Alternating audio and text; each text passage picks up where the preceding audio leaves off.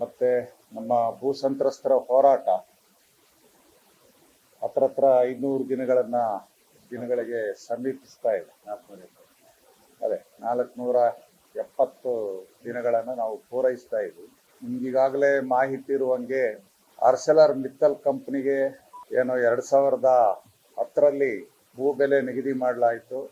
ಆ ಭೂ ಬೆಲೆನೇ ಮೋಸದ ಭೂ ಬೆಲೆ ಅಂತೇಳಿ ನಾವು ಆವತ್ತಿನಿಂದ ಹೋರಾಟವನ್ನ ಮುನ್ನಡೆಸಿದ್ವಿ.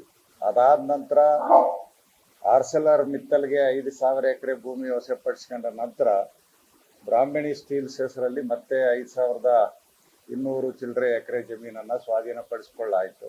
ಆವಾಗಲೂ ಕೂಡ ಹೆಚ್ಚು ಕಡಿಮೆ ಆರ್ಸೆಲರ್ ಮಿತ್ತಲ್ ಜಮೀನಿನ ಪಕ್ಕದಲ್ಲೇ ಇರತಕ್ಕಂಥ ಜಮೀನುಗಳು, ಒಂದಕ್ಕೊಂದು ಅಂಟಿಕೊಂಡಿರ್ತಕ್ಕಂಥ ಜಮೀನುಗಳು. ಅದಕ್ಕೂ ಕೂಡ ಆರ್ಸೆಲರ್ ಮಿತ್ತಲ್ ಕಂಪನಿ ಜಮೀನುಗಳಿಗೆ ಯಾವ ರೇಟನ್ನು ನಿಗದಿ ಮಾಡುತ್ತೋ ಅದಕ್ಕಿಂತ ಕಡಿಮೆ ನಿಗದಿ ಮಾಡಿ ಮತ್ತೊಂದು ಮೋಸ ಮಾಡಲಾಯಿತು. ಅದಾದ ನಂತರ ಸುಮಾರು ವರ್ಷಗಳ ನಂತರ ಈ NMDCಗೆ ಅಂತೇಳಿ ಭೂ ಸ್ವಾಧೀನ ಮಾಡಲಾಗಿದೆ. ಸುಮಾರು 2,500 ಎಕರೆ ಭೂ ಸ್ವಾಧೀನ ಮಾಡಲಾಗಿದೆ. ಅಲ್ಲಿಯೂ ಕೂಡ ಇವತ್ತು ಭೂ ಬೆಲೆಗೆ ಅನ್ಯಾಯ ಆಗಿದೆ ಅಂತಕ್ಕಂಥ ಅಂಶವನ್ನು ನಾವು ಗಮನಿಸ್ತಾ ಇದ್ದೀವಿ. ನಾವು ಹೇಳೋದು, ನೀವು ಆರ್ಸೆಲರ್ ಮಿತ್ತಲ್ ಕಂಪ್ನಿಗೆ ಅಂತೇಳಿ ಭೂ ಸ್ವಾಧೀನ ಮಾಡಿಕೊಂಡಾಗ ಯಾವ ಭೂ ಬೆಲೆಯನ್ನು ಕಟ್ಟಿದ್ರಿ, ಅದಕ್ಕೆ ಯಾವ ಮಾನದಂಡವನ್ನ ಅನುಸರಿಸಬೇಕಾಗದೆ ಅಂತ ಮಾನದಂಡಗಳನ್ನ ಅನುಸರಿಸದೆ ಮೋಸ ಮಾಡಿದಿರಿ. ಸೊ ಅದೇ ದಾಟಿಯಲ್ಲಿ ಈ 2 ಕಂಪನಿಗಳಿಗೂ ಕೂಡ ಭೂಮಿ ಕೊಟ್ಟಂತ ರೈತರಿಗೆ ಮೋಸ ಮಾಡಿದಿರಿ ಅಂತ ಆವತ್ತಿನಿಂದ ಹೇಳ್ತಾ ಇದೀವಿ, ಹೋರಾಟವನ್ನ ನಡೆಸ್ತಾ ಇದೀವಿ. ಆವತ್ತು ಇದ್ದಂತ ಯಡಿಯೂರಪ್ಪನವರ ಸರ್ಕಾರ, ಆವತ್ತು ಬಳ್ಳಾರಿ ಜಿಲ್ಲೆಯಲ್ಲಿ ಜಿಲ್ಲಾ ಉಸ್ತುವಾರಿ ಸಚಿವರಾಗಿದ್ದಂತ ಜನಾರ್ದನ್ ರೆಡ್ಡಿ ಅವರು, ಹಾಗೇನೆ ಬಳ್ಳಾರಿ ಜಿಲ್ಲೆಯವರೇ ಆದಂತ ಶ್ರೀರಾಮುಲು ಅವರು ಆ ದಿನ ಈ ರೀತಿಯ ರೈತರಿಗೆ ಮೋಸ ಆಗೋದಕ್ಕೆ ಇವತ್ತು ಕಾರಣಕರ್ತರಾಗಿದ್ದಾರೆ.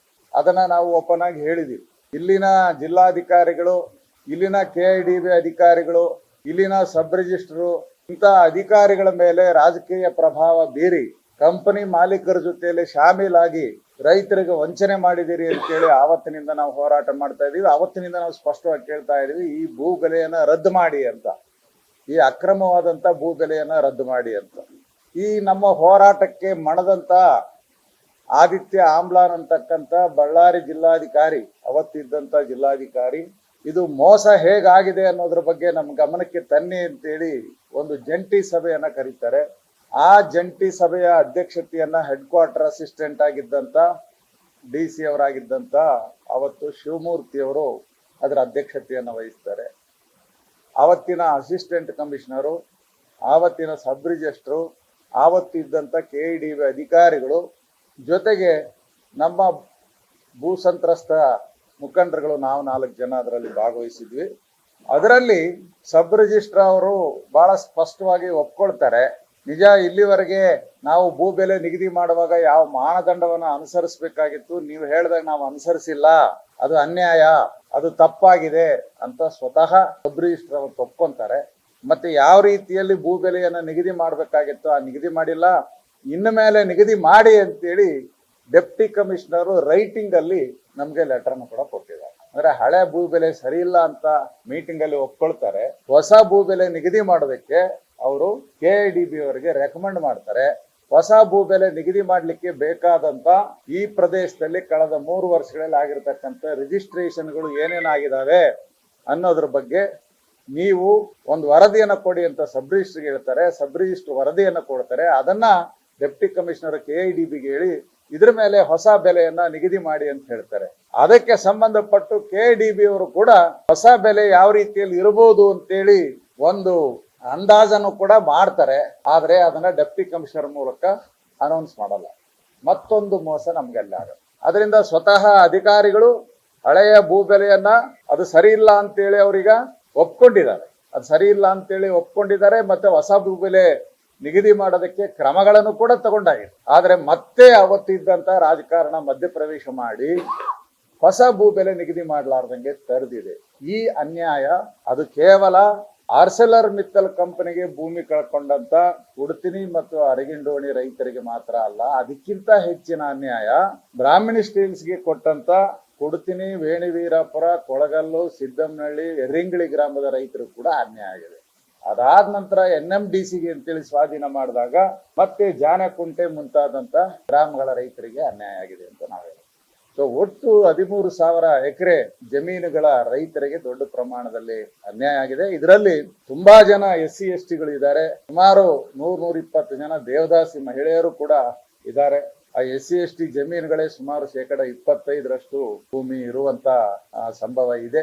ಹಾಗೆ SC STಗಳನ್ನು ನೋಡದೇನೆ, ದೇವದಾಸಿ ಮಹಿಳೆಯರನ್ನು ನೋಡದೇನೆ ಇವತ್ತು ದೌರ್ಜನ್ಯ ಈ ರೀತಿಯ ಸರ್ಕಾರ ಮಾಲೀಕರ ಜೊತೆಯಲ್ಲಿ ಸೇರಿ ವಂಚನೆ ಮಾಡಿರ್ತಕ್ಕಂತ ಪ್ರಕರಣ. ಇದ್ರ ಬಗ್ಗೆ ನಮ್ಗೆ ಬಹಳ ಸ್ಪಷ್ಟ ಇದೆ. ನಾವು ಎಲ್ಲಾ ಈ 8 ಗ್ರಾಮಗಳ ರೈತರು ಬಿಜೆಪಿ ಸರ್ಕಾರ ನಮಗೆ ದೊಡ್ಡ ಅನ್ಯಾಯ ಮಾಡಿದೆ ಅಂತೇಳಿ ನಾವು ನಿರ್ಧಾರ ಮಾಡಿದೀವಿ. ಅನೇಕ ಬಾರಿ ಅದನ್ನ ಪರಿಶೀಲನೆ ಮಾಡಿ ಸರಿಪಡಿಸಿ ಅಂತ ಕೇಳಿದಾಗ ಕೂಡ ಅವ್ರು ಮಾಡ್ಲಿಲ್ಲ.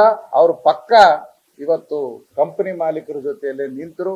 ಈಗ ನಾವೊಂದು ತೀರ್ಮಾನಕ್ಕೆ ಬಂದಿದ್ದೀವಿ, ಇವರು ಮೋಸ ಮಾಡಿದ್ದಾರೆ, ಕಂಪನಿ ಮಾಲೀಕರ ಜೊತೆಯಲ್ಲಿ ಪಕ್ಕ ನಿಂತು ನಮಗೆ ಇಷ್ಟು ದೊಡ್ಡ ಪ್ರಮಾಣದ ಮೋಸ ಮಾಡಿದ್ದಾರೆ ಅಂತಕ್ಕಂಥ ಅಭಿಪ್ರಾಯಕ್ಕೆ ನಾವು ಬಂದಿದ್ದೀವಿ. ಜೊತೆ ಈಗಾಗಲೇ ನಿಮಗೆ ಗೊತ್ತಿದೆ, ಕೆಲವು ಸುಮಾರು ಒಂದು 700-800 ಎಕರೆ ಜಮೀನಿನ ರೈತರು ನಾವು ಬಳ್ಳಾರಿ ಜಿಲ್ಲಾ ನ್ಯಾಯಾಲಯಕ್ಕೆ ನಾವು ಅಪೀಲ್ ಮಾಡ್ಕೊಂಡ್ವಿ.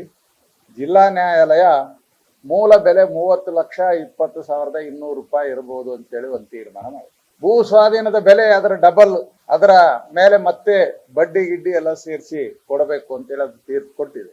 ಸೊ ಹೀಗಾಗಿ ಆವಾಗಲೇ ನ್ಯಾಯಾಲಯ 60 ಲಕ್ಷ ಮೇಲೆ ಭೂಮಿಯ ಬೆಲೆಯನ್ನು ನಿಗದಿ ಮಾಡಿದೆ. ಈಗ ಅದು ಸುಪ್ರೀಂ ಕೋರ್ಟ್ಗೆ ಹೋಗಿ ಆವತ್ತಿಂದು ಇವತ್ತಿಂದು ಎಲ್ಲ ಬಡ್ಡಿ ಗಿಡ್ಡಿ ಎಲ್ಲ ಸೇರಿ ಈಗ ಸುಪ್ರೀಂ ಕೋರ್ಟ್ ಕೂಡ ನಮ್ಮ ನ್ಯಾಯವನ್ನ ಎತ್ತಿಡಿದಿದೆ.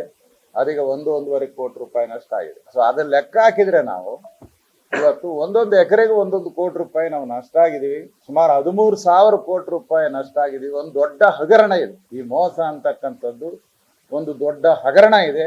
ಇದ್ರ ಬಗ್ಗೆ ತನಿಖೆ ಮಾಡಬೇಕು ಅಂತೇಳಿ ಆ ಸರ್ಕಾರವನ್ನ ಕೇಳಿದೀವಿ. ಅವರು ಅದನ್ನ ಮಾಡಲಿಲ್ಲ. ಯಾಕಂದ್ರೆ ಅವರೇ ಅದರಲ್ಲಿ ನೇರವಾಗಿ ಇನ್ವಾಲ್ವ್ ಆಗಿದ್ದರಿಂದ ಅದನ್ನ ಮಾಡಲಿಲ್ಲ.